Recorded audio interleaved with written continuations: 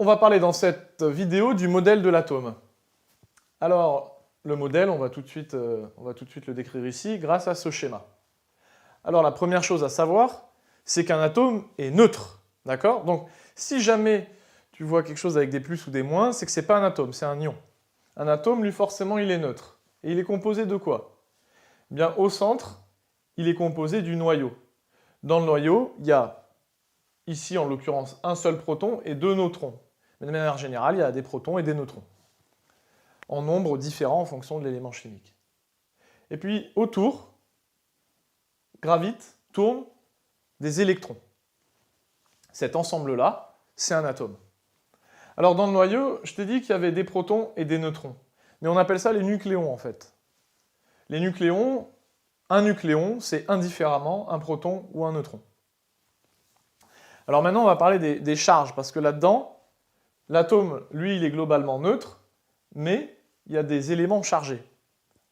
Alors, l'électron, on va commencer par lui. L'électron, il est chargé négativement.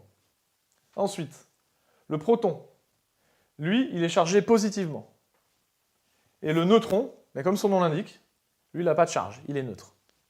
Mais on a dit que l'atome était une entité neutre. Alors qu'est-ce qu'il faut? Qu'est-ce que ça implique? Ben, ça implique qu'il y ait autant d'électrons que de protons, forcément.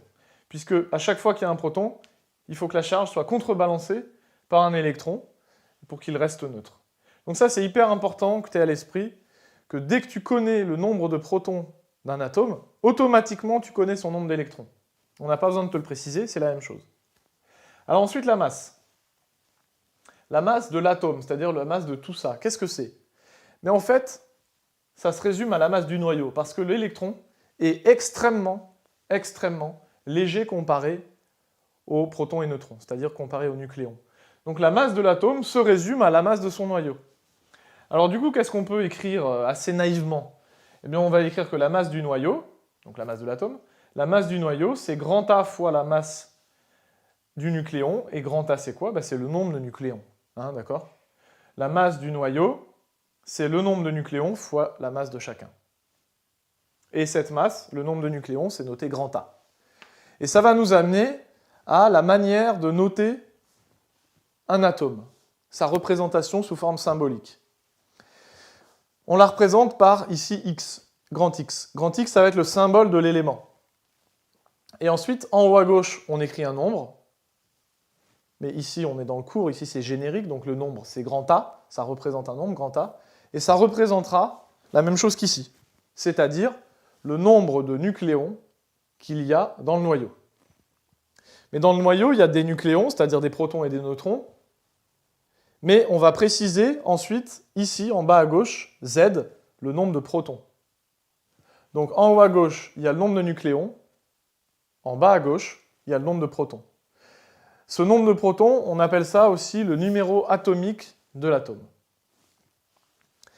Là, je te donne un exemple très précis, c'est-à-dire que je vais parler de l'hydrogène. Donc X, en fait, c'est H, H pour hydrogène. Et l'hydrogène, il a un nucléon et un proton.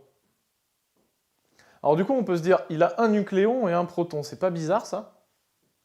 On a dit que les nucléons, c'était soit des protons, soit des neutrons. Donc on a dit qu'il avait un nucléon, mais il a un proton. Donc en fait, il n'y a pas de neutrons. D'ailleurs, la formule pour trouver le nombre de neutrons, donc grand N, le nombre de neutrons, c'est le nombre de nucléons moins tous les protons. D'accord? Donc ça marche ici, hein. Le nombre de neutrons dans l'hydrogène, c'est 1 moins 1, ça fait bien 0. Bah oui, il n'y en a pas.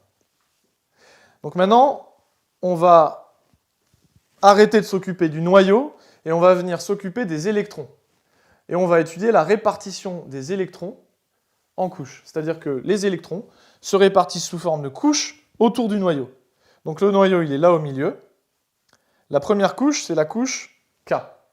On l'appelle comme ça, grand K. La deuxième couche, grand L. Et la troisième couche, grand M.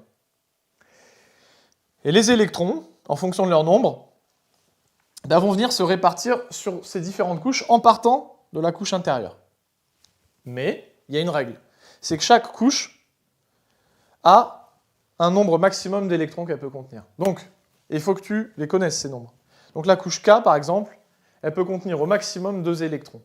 La couche L, 8 électrons. La couche M, 18 électrons au maximum. Alors maintenant, comment est-ce qu'on remplit? On remplit comme je t'ai dit juste avant, c'est-à-dire, j'ai mis attention, on remplit d'abord K, puis L, puis M. C'est dans cet ordre-là qu'on vient remplir les électrons. Cette répartition, c'est ce qu'on appelle la structure électronique de l'atome. Donc un exemple concret. Si par exemple, on commence avec l'atome du carbone.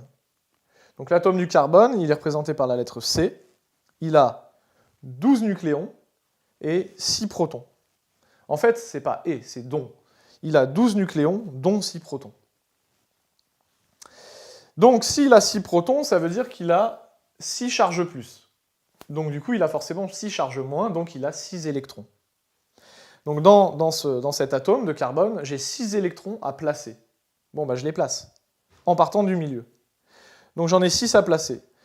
D'abord, j'en place 2, c'est-à-dire le maximum dans la couche K. Donc ça fait K2, et il m'en reste 4, puisqu'en tout, j'en ai 6 à placer. Les 4, du coup, ils vont aller sur la couche suivante. Elle peut en accueillir combien? Elle peut en accueillir 8, donc c'est bon, elle va les accueillir tous les 4. Donc du coup, dans la couche L, j'ai 4 électrons. Et donc ça s'écrit comme ça. K, entre parenthèses. Ensuite, tu mets un 2 en exposant, pour dire qu'il y a 2 électrons dans la couche K. Ensuite, L, entre parenthèses, et là, tu mets 4 en exposant, pour expliquer qu'il y a 4 électrons dans la couche L. Et donc ça, c'est ce qu'on appelle la structure électronique, et ça te sera demandé dans des exercices. On te donnera ça au départ, et il faudra que tu écrives ça.